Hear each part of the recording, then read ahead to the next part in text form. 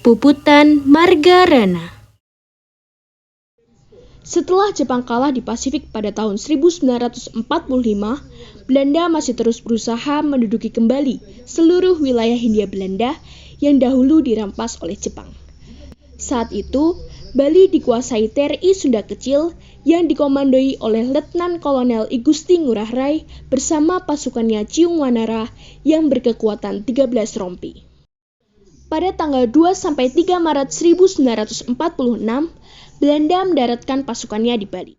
Saat itu, I Gusti Ngurah Rai sedang berada di Yogyakarta untuk berkonsultasi dengan markas tertinggi TRI mengenai pembinaan resimen Sunda Kecil dan cara-cara menghadapi Belanda. Kala itu, Nika mengirimkan surat perundingan kepada Komandan Resimen Sunda Kecil I Gusti Ngurah Rai. Ia pun menjawab, Bali akan terus berjuang. Pada 9 Juli 1946, terjadi pertempuran Tanah Aron. Peristiwa ini membuat Nika mengalami kerugian, yaitu kehilangan 82 prajurit. Sementara, TRI kehilangan 1 prajurit. Ciung Wanara melanjutkan perjalanan ke Panglipuran hingga sampai di desa Marga Tabanan. Namun, pergerakannya diketahui oleh Belanda. November 1946, diadakan perundingan Linggarjati Indonesia-Belanda. Hasilnya, wilayah Republik Indonesia diakui secara de facto hanya Jawa, Sumatera, dan Madura. Sementara Bali masuk negara Indonesia Timur buatan Belanda. Mendengar hal tersebut, Bali termasuk pasukan Sunda Kecil tidak terima. Mereka pun menyusun rencana kejutan untuk mempermalukan Belanda. 18 November, pasukan Sunda Kecil melakukan serangan kantor polisi KNIL di Tabanan. Belanda pun menyerah. TRI berhasil merampas persenjataan dan membawa lari Komandan Polisi Wagimin. Belanda menyusun serangan balasan dengan menerjunkan pasukan Gajah Merah yang salah satunya beranggotakan Kapten Konik. Pada tanggal 19 November, Brigadir Y Gajah Merah di bawah komando Kolonel F. Mollinger tiba dengan tujuan utama untuk mengepung, menghancurkan, serta menyekat pelarian TRI.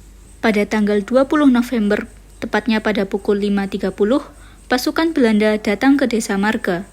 Kemudian, pada pukul 8, Belanda melancarkan serangan ke TRI di desa Marga. Pasukan Belanda yang berjumlah 20 orang mendekat dari arah barat laut. Ciung Wanara berhasil menyergap pasukan tersebut hingga menewaskan 17 prajurit Belanda. Belanda pun berhasil dipukul mundur dan menghentikan serangan selama 1 jam. Kemudian, perang dilanjutkan. Namun Belanda mendatangkan pesawat pembom yang menghujani pasukan Ciung Wanara dengan bom-bom maut. Untuk yang terakhir kalinya, Letkol Ngurah Rai menyuruhkan puputan yang segera dijawab serentak oleh pasukan Ciung Wanara. Pertempuran sengit meletus, pertahanan TRI hancur, korban terus berjatuhan, pasukan Ciung Wanara terdesak dan mundur sampai ke area persawahan yang minim perlindungan hingga gugur tak bersisa. Pada pukul 5 sore, pertempuran berakhir. Belanda menyisir desa Marga, membawa tawanan yang tertangkap, dan menemukan Letkol Ngurah Rai gugur dengan luka tembak di kepala. Akibat perang tersebut, banyak korban yang berjatuhan. Korban yang gugur dari pihak Indonesia, yaitu seluruh pasukan TRI yang berjumlah 96 orang, termasuk Letkol I Gusti Ngurah Rai.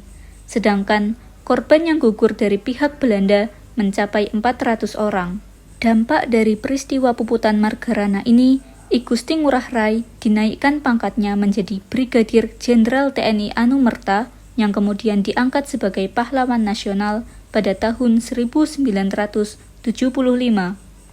Untuk mengenang peristiwa perjuangan puputan Margarana, dibangunlah Taman Pujaan Bangsa Margarana di Tabanan dan setiap tanggal 20 November dikenang sebagai Hari Puputan Margarana.